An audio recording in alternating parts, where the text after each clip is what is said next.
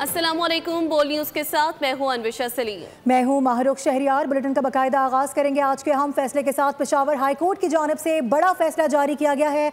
Long मार्च में सरकारी गाड़ियों के इस्तेमाल पर पाबंदी आयद कर दी गई है। इस पर फैसला महफूज किया गया था जो कि आज सुना दिया गया है। पेशावर हाई कोर्ट ने खैबर पख्तूनख्वा हुकूमत को लॉन्ग मार्च के लिए सरकारी मशीनरी और अमला तैनात न करने के ऑर्डर जारी किए हैं। फैसले में कहा गया कि सियासी रैलियों में रेस्क्यू मशीनरी और फायर ब्रिगेड का इस्तेमाल खुली बददियानती है।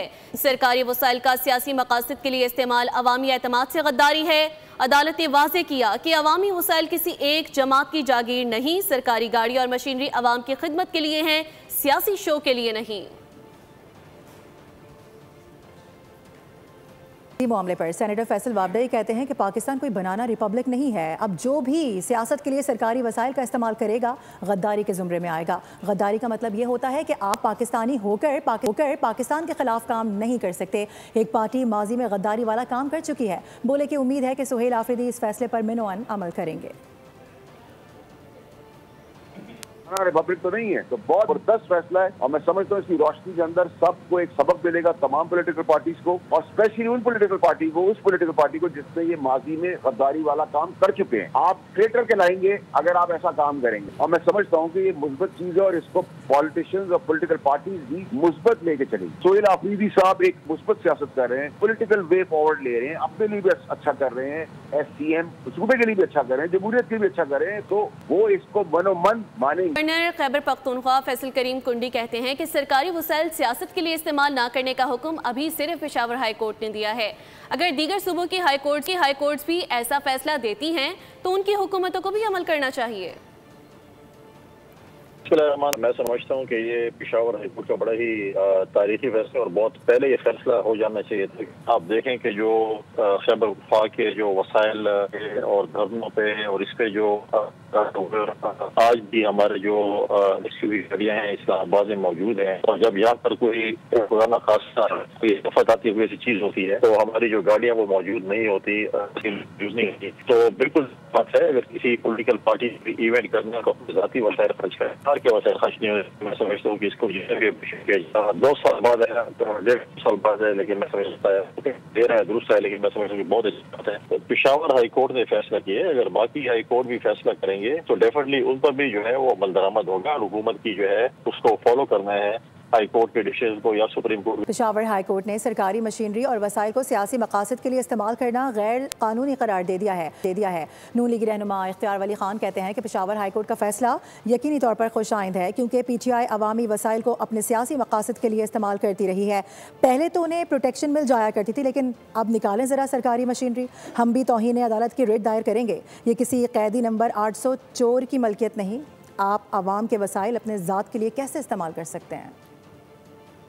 हाई कोर्ट पेशावर का जो फैसला है ये लेट आया है, लेकिन फिर भी हम इसको खुशाइन समझते हैं क्योंकि पेशावर हाई कोर्ट को तो इन्होंने खाला जी का घर समझा हुआ था। वहां से सारे फैसले इनके हक में आते थे, करदा न करदा सारे गुनाहों में जमानतें इनको मिल जाती थी, इनको प्रोटेक्शन मिल जाती थी।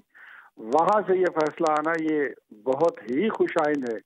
और अब जरा ये निकाले ना जरा किसी सरकारी गाड़ी को, किसी सरकारी मशीनरी को, वहाँ के सरकारी मुलाजमीन को इस्तेमाल करें। हम भी इंशाल्लाह फिर कंटेम्प्ट ऑफ कोर्ट की कार्रवाई के लिए दरख्वास्त जमा करेंगे।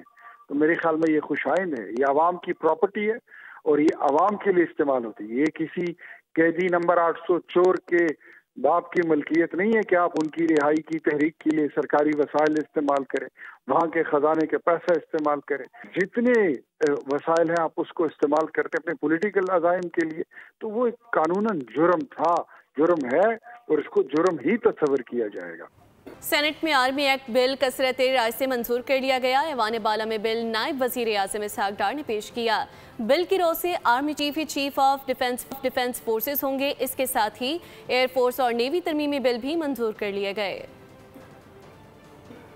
आर्मी एक्ट तरमीमी बिल मंजूर कर लिया गया। इसके साथ एयरफोर्स और नेवी तरमीमी बिल भी मंजूर कर लिए गए। सेनेट इजलास के दौरान आर्मी एक्ट तरमीमी बिल नायब वज़ीर आज़म इसाक डार ने पेश किया। इजलास के दौरान JUI और PTI अरकान नारेबाजी करते रहे। इसाक डार ने कहा, ऐवान ने 27वीं आईनी तरमीम मंजूर की, इसी सबब एक्ट्स में तरमीम की जरूरत थी।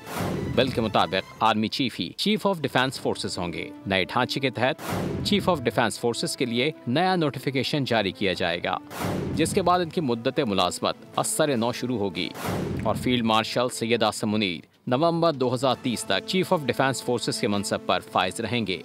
चीफ ऑफ डिफेंस फोर्सेस पाक फौज के तमाम शोबों की रीस्ट्रक्चरिंग और इंतजाम करेंगे। वफाकी हुकूमत चीफ ऑफ डिफेंस फोर्सेस की फराइज और जिम्मेदारियों का तयन करेगी। चीफ ऑफ डिफेंस फोर्सेस की सिफारिश पर वज़ीर आज़म 3 साल के लिए commander of national strategic command का तकद्दुर करेंगे। चीफ ऑफ डिफेंस फोर्सेस की सिफारिश पर मजीद 3 साल के लिए दोबारा तैनात भी कर सकेंगे।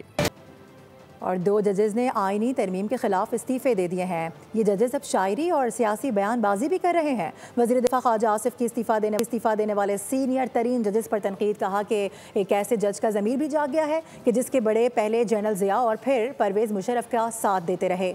जब नवाज शरीफ के खिलाफ फैसले किए गए, इन जजेस के ज़मीर क्यों नहीं जागे? ये कि चोरी और डकैती का वही बाजार गर्म हो जो इमरान खान की हुकूमत के दौरान यहाँ पे गर्म था, वो और उसका पूरा टब्बर जो है डकैतों का टब्बर निकला।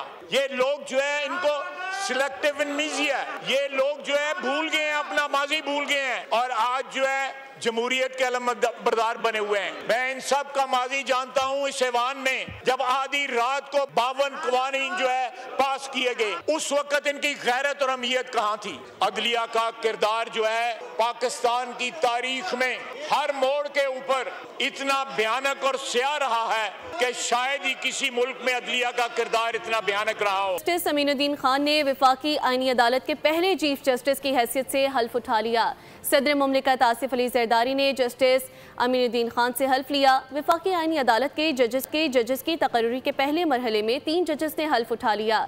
जस्टिस हसन नज़र रिजवी, जस्टिस अली बाकर नजवी और जस्टिस आमिर फारूक शामिल हैं। I, Justice Aminuddin Khan, do solemnly swear that I will bear true faith and allegiance to Pakistan. Justice Aminuddin Khan वफाकी आईनी अदालत के पहले चीफ जस्टिस बन गए। ओहदे का हल्फ उठा लिया। तकरीब ऐवान सदर में हुई। सदर मुमलिकत आसिफ अली जरदारी ने जस्टिस अमीनुद्दीन खान से हल्फ लिया। Without fear or favor, affection or ill will. May Allah Almighty help and guide you. Amen. May Allah Almighty help and guide me. Amen. तकरीब में वज़ीर आज़म शहबाज शरीफ, नायब वज़ीर आज़म इसहाक डार, चेयरमैन सेनेट, स्पीकर कौमी assembly, field marshal Syed Asim Munir, पाक बहरिया और फ़िज़ाइया के सरबराहान और दीगर आला हुक्काम ने शिरकत की। सदर जरदारी और वज़ीर आज़म शहबाज शरीफ ने आईनी अदालत के चीफ जस्टिस को मुबारकबाद दी। वफाकी आईनी अदालत के 3 जजेस ने भी ओहदों का हल्फ उठा लिया। इस्लामाबाद हाई कोर्ट में मुनक्किद होने वाली तकरीब में वफाकी आईनी अदालत के पहले चीफ जस्टिस अमीनुद्दीन खान ने तीनों जजेस से हल्फ लिया। That I will bear true faith and allegiance to Pakistan. That as judge of the Federal Constitutional Court of Pakistan. हल्फ उठाने वाले जजेस में जस्टिस हसन नज़र रिजवी, जस्टिस बाकिर अली नजफी और जस्टिस आमिर फारूक शामिल हैं। इससे कबल वजारत कानून ने वफाकी आईनी अदालत में 6 जजेस की तैनाती का नोटिफिकेशन जारी किया था। नोटिफिकेशन के मुताबिक जस्टिस हसन नज़र रिजवी, जस्टिस आमिर फारूक, जस्टिस करीम खान, जस्टिस रोजी खान, जस्टिस अली बाकर और जस्टिस अरशद हुसैन वफाकी आईनी अदालत का हिस्सा होंगे। यही वाज़ेह कर दिया गया था, जितने भी इस्तीफे आएंगे फौरी मंजूर भी किए जाएंगे और ऐसा ही हुआ। सदर मुमलिकत आसिफ अली जरदारी ने सुप्रीम कोर्ट के जजेस जस्टिस मंसूर अली शाह और जस्टिस अतहर मिनुल्लाह के इस्तीफे फौरी मंजूर कर लिए हैं। गुज़िश्ता रोज़ सुप्रीम कोर्ट के जजेस जस्टिस मंसूर अली शाह और जस्टिस अतहर मिनुल्लाह ने 27वीं आईनी तरमीम को आइन पर हमला करार देते हुए अपने इस्तीफे सदर मुमलिकत को अरसाल किए थे।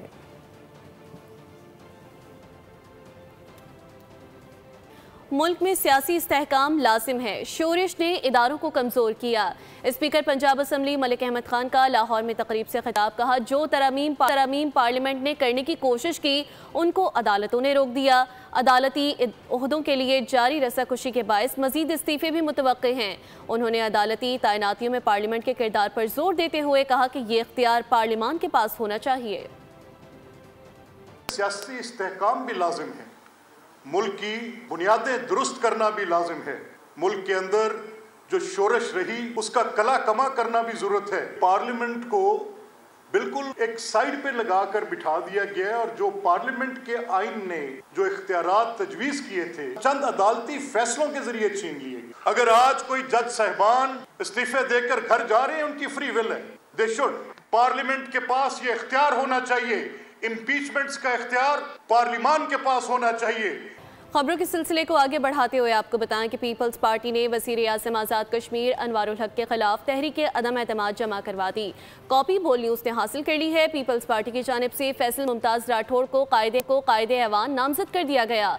मीडिया से गुफ्तगू में राजा परवेज़ अशरफ ने कहा, आज़ाद कश्मीर में उनके पास नंबर्स पूरे हैं, पीपल्स पार्टी अपनी हुकूमत बनाएगी। उन्होंने कहा कि पीपी की तरजीह अवामी मसाइल का हल होगी। फैसला कर लिया गया है कि पाकिस्तान पीपल्स पार्टी जो है वो तहरीक अदम एतमाद जो है वो जमा कराएगी और इंशाअल्लाह ताला आज़ाद कश्मीर में पाकिस्तान पीपल्स पार्टी की हुकूमत बनेगी। कश्मीर के हालात को मद्देनज़र रखते हुए मुझे यकीन है इंशाअल्लाह ताला कि पीपल्स पार्टी ने बेहतरीन फैसला किया है और हम कश्मीरी दोस्तों को, अवाम को, अपने बहन भाइयों को ये यकीन दिलाना चाहते हैं कि उनकी मुश्किलात को आसानियों में बदलने के लिए, उनकी बेहतरी का सोचने के लिए हमारी लीडरशिप ने जो फैसले किए हैं, हम इंशाअल्लाह ताला पूरी कोशिश, जान तोड़ कोशिश करेंगे कि उनके लिए आसानियां लेकर आएँ, वहाँ इस्तेकाम हो और अगले इंतखाबात की जो है वो एक राह हमवार की जाए। फील्ड मार्शल आसिम मुनीर ने ताजिक वज़ीर दिफा से मुलाकात की है। अहम मुलाकात GHQ में हुई। ISPR के मुताबिक बाहमी दिलचस्पी के उमूर, इलाकाई सलामती, दो तरफा दिफाई ताउन पर तबादला ख्याल किया गया। इंसदाद दहशतगर्दी, इलाकाई इस्तेहकाम के लिए ताउन को फ़रोग़ देने का अज़म भी ज़ाहिर किया गया।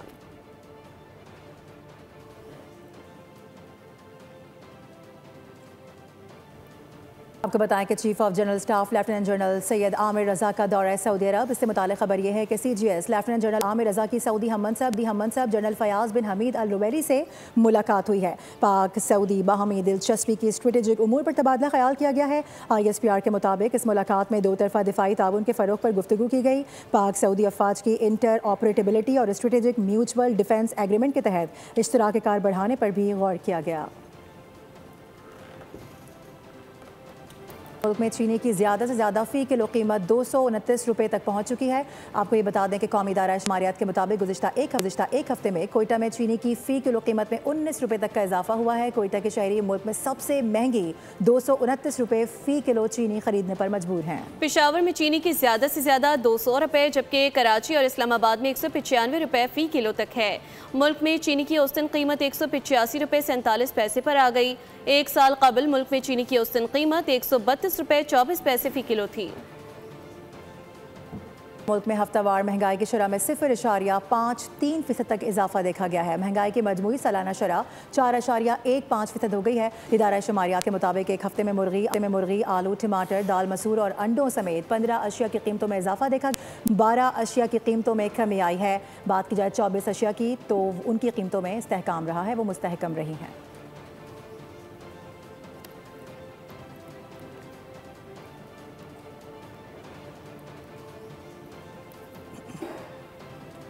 के इलेक्ट्रिक का धाबेची पंपिंग स्टेशन पर बिजली का ब्रेकडाउन। तर्जुमान वाटर कॉरपोरेशन के मुताबिक 14 घंटे गुजर गए, ताहाल केबल फॉल्ट दूर नहीं किया जा सका।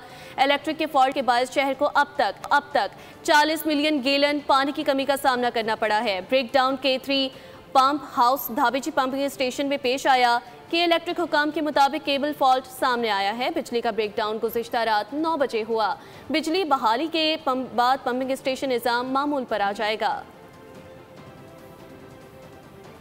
दूसरी जानिब भारतीय फ़ज़ाइया का एक और तैयारा गिरकर तबाह हो गया। भारतीय मीडिया के मुताबिक भारतीय फ़ज़ाइया का तरबती तैयारा चेन्नई के ज़िला चुंगलपट्टू में गिरकर तबाह हुआ। पायलट स्पीसीज 7 तैयारा मामूल की तरबती परवाज़ पर था। पायलट ने बरवक्त तैयारे से निकलकर जान बचा ली।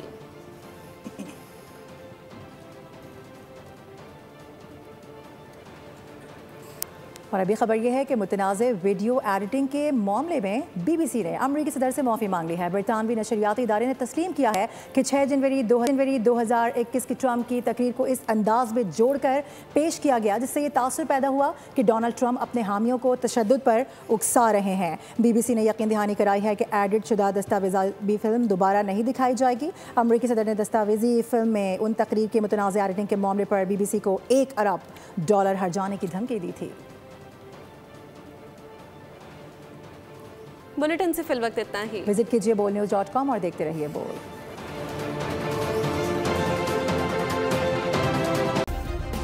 सब्सक्राइब करें और बेल दबाएं ताकि कोई खबर रह न जाए।